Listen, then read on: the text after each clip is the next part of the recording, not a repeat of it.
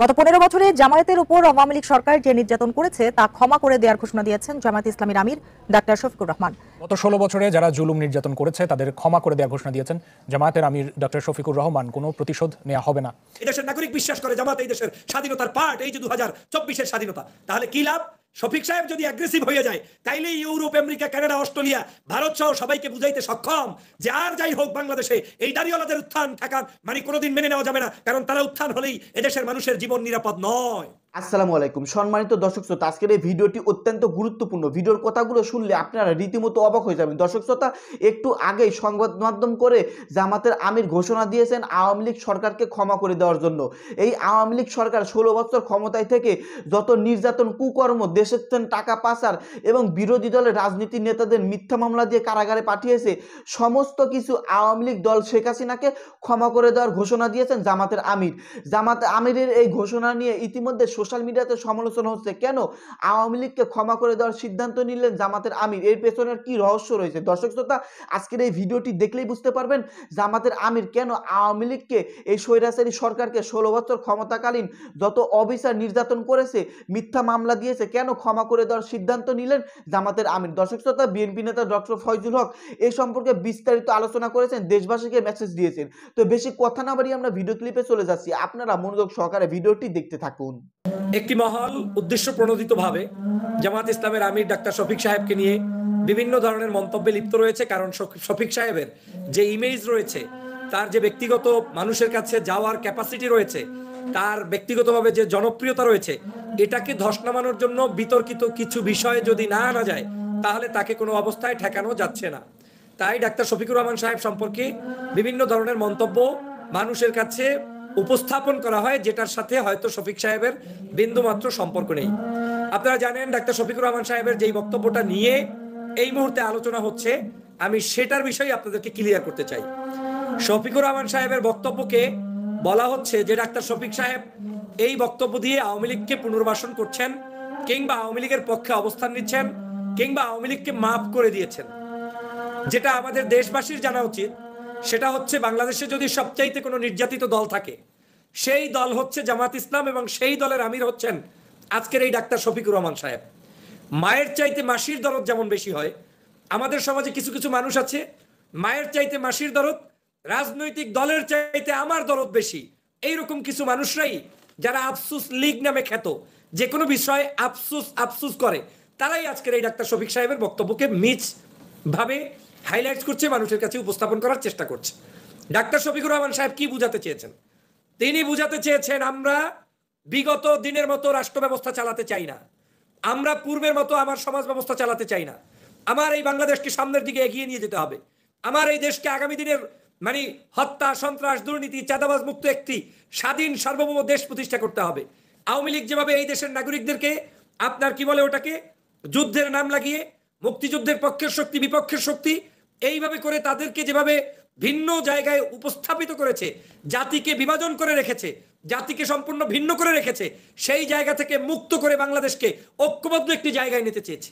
এটাই তো যুব সমাজের চাহিদা, এটাই তো বাস্তবসম্মত কথা, এটাই তো বর্তমান যুগের চাওয়া। আপনি রাজনীতি যেহেতু করবেন, রাজনৈতিক বক্তব্যগুলোকে অনুধাবন করতে হবে, কিন্তু ওনার বক্তব্যে কিন্তু স্পষ্ট বলা আছে আওয়ামী লীগের বিচার এই যে বাংলাদেশে এই মুহূর্তে আমিও চাই। আপনি বলেন কোন একজন গণতন্ত্রকামী ব্যক্তি আওয়ামী লীগের কোন বিচার আপনি কি আইনের মাধ্যমে চান না বেআইনি মাধ্যমে চান? যদি আমি আইনের মাধ্যমে চাই, তাহলে আমার দায়িত্ব হচ্ছে যেই ব্যক্তি ভিকটিম সেই ব্যক্তি মামলা করবে, সেই মামলায় সঠিক তদন্ত হয়ে আওয়ামী লীগ হত্যাকারী, নির্যাতনকারী হিসাবে যেই নেতা যেখানে যাকে যেখানে বাজিয়েছে তার বিচার হবে। এই বিচার তো ডাক্তার শফিকুর রহমান সাহেব চেয়েছেন। তিনি বলছেন আমাদের দলের নেতাকর্মীদের যাদের উপরে অন্যায় করা হয়েছে, অবিচার করা হয়েছে, প্রত্যেকটি নেতাকর্মী ইন্ডিভিজুয়ালি মামলা করবে, এই মামলার সহযোগিতা করবে, এই মামলার প্রত্যেকটির তদন্ত করে সুষ্ঠু বিচার করবে, আর তার সকল সহযোগিতা জামাত ইসলাম দিবে। তাহলে আজকে যদি আপনি মনে করেন তার এই বক্তব্যটাকে সাইড করে রেখে ভিন্ন জায়গায় উনি যে বক্তব্য দিয়েছেন সেটা হচ্ছে এই হিংসা বিদ্বেষ ছড়াবো না, যে কাউকে আমরা হত্যা করব না, যে কাউকে আমরা মারবো না, যে কারোর সাথে আমার সংঘাত নেই, এটা তো আপনারও কথা, আমারও কথা, তারও কথা। কেন আমি সংঘাত করব?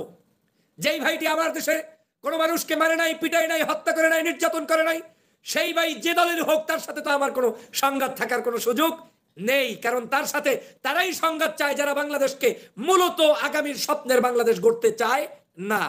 মুখে বলবে একটা, অন্তরে থাকবে আরেকটা। মুখে বলবেন গণতন্ত্রের কথা, অন্তরে করবে সন্ত্রাসী, চাঁদাবাজি, টেন্ডারবাজি, ঘর ভাঙচুর, মানুষের উপরে নির্যাতন। এই ধরনের স্বপ্ন এদেশের যুব সমাজ চায় না। ডাক্তার শফিকুর রহমান সাহেবের বক্তব্য আপনার ভালো না লাগলে না লাগবে, আমার ভালো না লাগলে না লাগবে, কিন্তু মিথ্যা কেন আপনারা কিংবা আমরা কেন মিথ্যাভাবে তার এই বক্তব্যকে উপস্থাপন করে জাতিকে বিভ্রান্ত করব, এটা কোনো অবস্থায় মেনে নেওয়া যায় না। প্রিয় ভাইরা, জামাত ইসলামের ছাত্র শিবিরের কিংবা তাদের দলের নেতা কর্মীরা যেভাবে গত 16 বছরে নির্যাতনের শিকার হয়েছে, আপনার আমার যে কোনো ব্যক্তির চাইতে এই জামাতের ছেলেরা সবচেয়ে বেশি নির্যাতিত হয়েছে। আল্লামা দেলোয়ার হোসেন সাঈদীর মতো একজন মানুষকে আমরা হারিয়েছি, যেটা আপনি আমি আমাদের পরিবারের এরকম আর কেউ কাউকে হারাই নাই। আপনি তাদের মতিউর রহমান নিজামী সাহেবকে তারা হারিয়েছে, অধ্যাপক গোলাম আজমকে তারা হারিয়েছে, তারপরে কি বলে কাদের মোল্লাকে তারা হারিয়েছে, তারপরে সেক্রেটারি জেনারেল আলী হাসান মুজাহিদকে হারিয়েছে, মীর কাসেম আলীকে হারিয়েছে। এভাবে করে তাদের আয়নাঘর থেকে মাত্র মুক্ত হয়েছে আমান আল আজমি এবং মীর কাসেম আলীর সন্তান আরমান। এভাবে করে জামাতের শীর্ষ প্রায় এখন পর্যন্ত আপনি তালিকা করলে দেখবেন জুলুম অত্যাচারে মৃত্যুবরণ করেছে 20 থেকে 30 জন সিনিয়র নেতা। তারপরে তাদের দলের হাজার হাজার মানুষকে খুন করা হয়েছে, গুম করা হয়েছে। এই লোকেরা তাদের খুন গুমের বিচার তো বাদ দিবে এটা তো বলে নাই। আর যদি যেই লোক খুনের শিকার হয়েছে সে নিজে যদি কাউকে সাধারণ ক্ষমা ঘোষণা করে, তাহলে আপনার মতো আমার মতো নাপিত বক্তব্য দিয়ে কোনো লাভ হবে? যদি আমার ভাইকে কেউ হত্যা করে আর যদি সেটার কেউ প্রতিবাদ করার পরে তিনি যদি বলেন যে ভাই আমি তাকে মাফ করে দিলাম, তাতেও তো আপনার আমার কিছু আইনত বলার কিছু থাকে না। কারা এই কথাগুলো বলছে?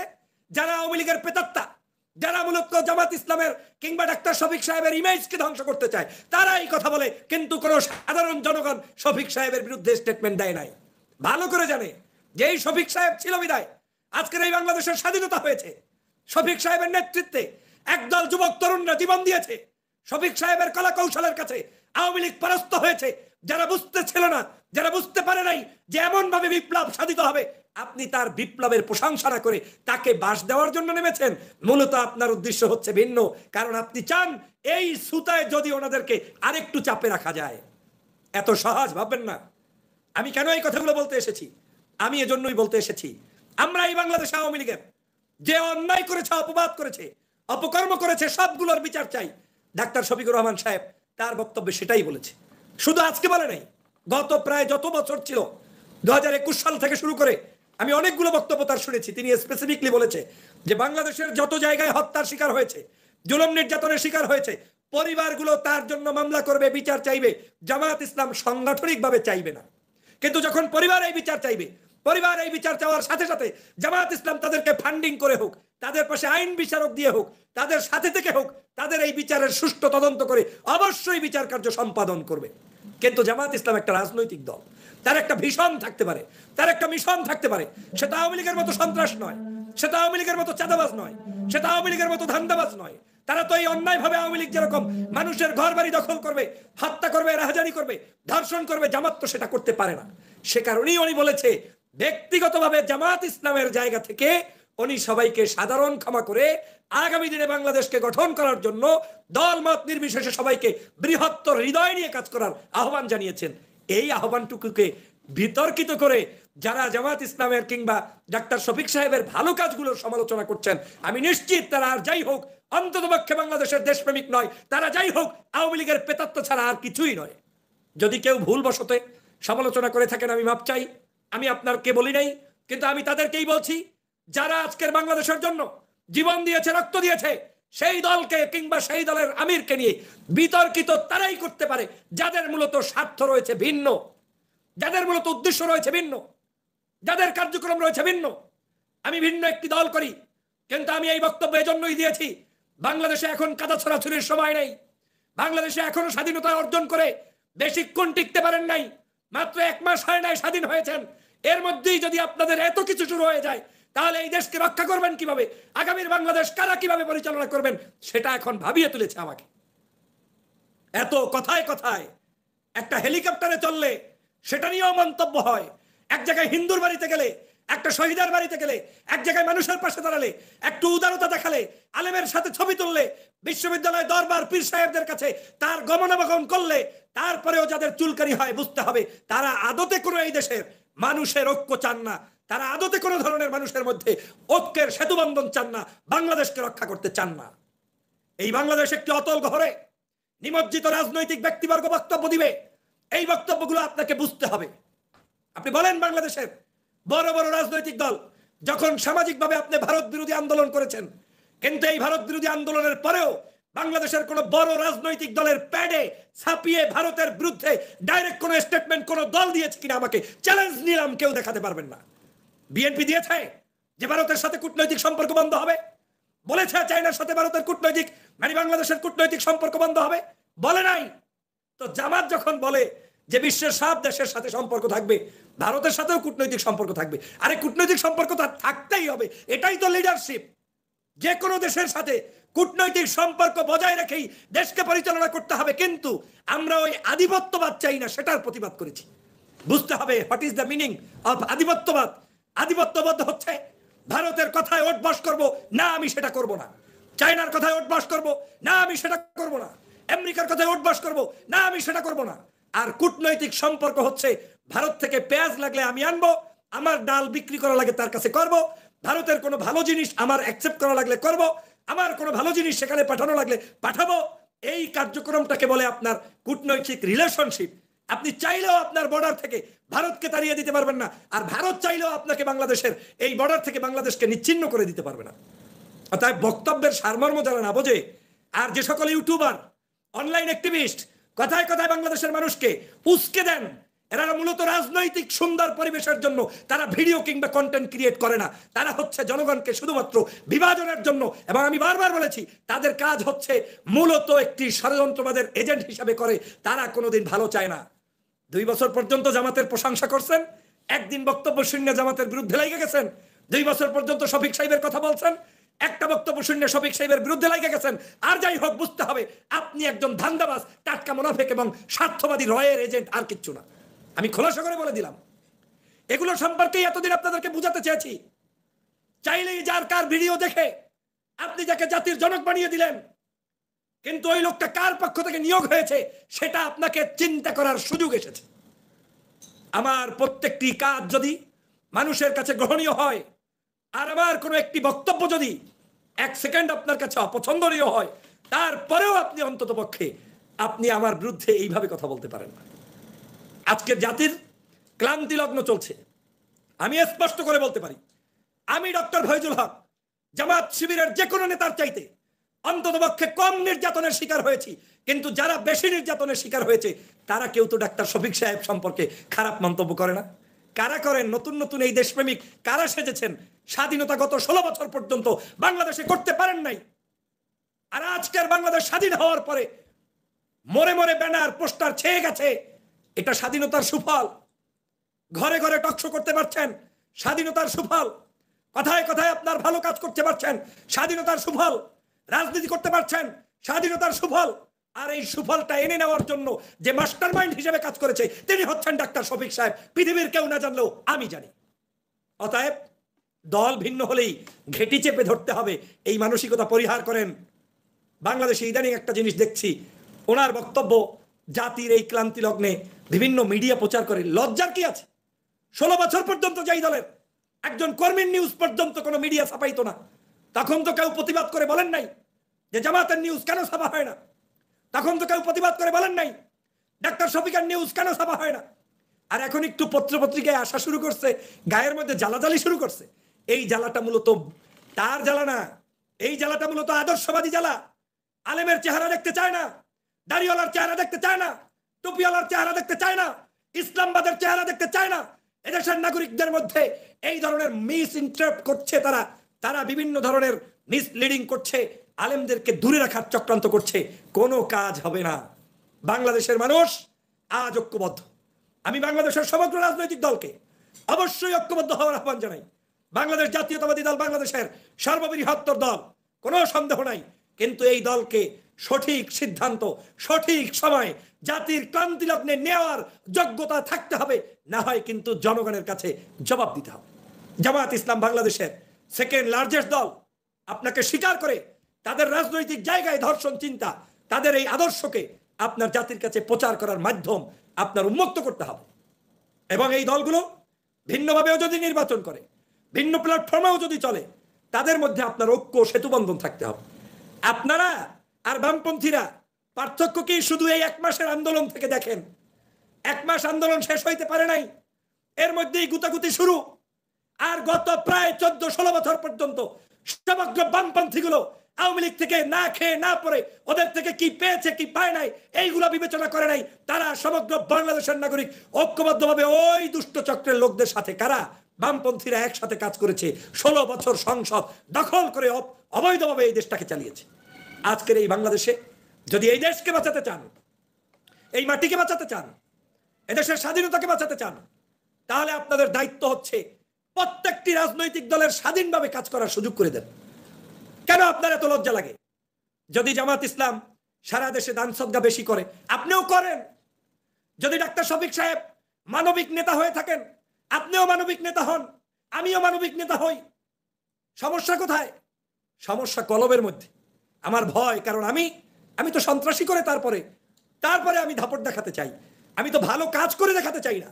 আর সে কারণেই আমি বারবার বলছি, আগামী দিনের বাংলাদেশে প্রত্যেকটি রাজনৈতিক দলের মধ্যে সংস্কার করতে হবে। আপনার নেতা যদি চাঁদাবাজ হয়, টেন্ডারবাজ হয়, মানুষের জমি দখলকারী হয়, ওই ধানের শীষ নিয়ে কিংবা দাড়িপাল্লা নিয়ে রাজনীতি করে আর মানুষের কাছে ভোট পাবেন না। জনগণ রুখে দিবে, আলেমরা রুখে দিবে, দেশপ্রেমিক মানুষ রুখে দিবে। এদেশে আপনাকে আদর্শ চিন্তা করতে হবে, দল যাই হোক। এখন দেখা যাক কি করা যায়। আদর্শবাদী নেতারা কে কোন জায়গা থেকে নমিনেশন পায় আর পায় না, ওটার উপরই নির্ভর করবে যে বাংলাদেশে কোন দল কাকে পছন্দ করে, কাদেরকে করে না। প্রিয় সহযোদ্ধা ভাইরা, আমি দল নিরপেক্ষ বক্তব্য দিতে এসেছি। আমি যখন দেখছি শফিক সাহেবের বক্তব্য, কত সুন্দর ক্লিয়ার মেসেজ। তিনি তো বাংলাদেশের সমগ্র মানুষকে স্পষ্ট করে বুঝিয়ে দিয়েছেন যে দল হিসাবে জামাত ইসলাম সবার ভুল ত্রুটিকে তারা মনে করে আগামী দিনের চলতে গেলে এইভাবে কোনো রকম টেনে নেওয়া যায় না, দেশটাকে একত্র করতে হবে, সবাই মিলে চলতে হবে। এবং বক্তব্যটা কোথায়? সাংবাদিকদের সামনে, সাংবাদিক সম্মেলনে, সংবাদপত্রের কর্মীদের সামনে। সেই জায়গায় তার উদারতান্ত্রিক বক্তব্যকে যারা বিভ্রান্তমূলকভাবে ছড়িয়ে দিচ্ছেন, তারা আর যাই হোক বাংলাদেশের সত্যিকার দেশপ্রেমিক মানুষ কিনা এটা সন্দেহ পোষণ করি। যারা এই ফেসবুকে লেখে, খোঁজ নিয়ে দেখবেন আওয়ামী লীগের বলে 5 স্টারে ঘুমাইছে। তারপরে খোঁজ নিয়ে দেখবেন ওই 5 তারিখের আগে 4 তারিখ পর্যন্ত শয়তানি করছে। ওই যে দেখেন না, আজকে ফেরদাউসদের একটা গ্রুপের বক্তব্য ফাঁস হয়ে গেছে, নায়ক নায়িকারা গ্রুপ করে আপনাদের গায়ে গরম পানি ঢালতে চেয়েছে। এই আজকে যারা জামাত আমির সম্পর্কে বক্তব্য দেয়, এরা প্রত্যেকেই ওই সব কমিটির সদস্য ছিল। কারণ তিনি আমার থিম জানে না।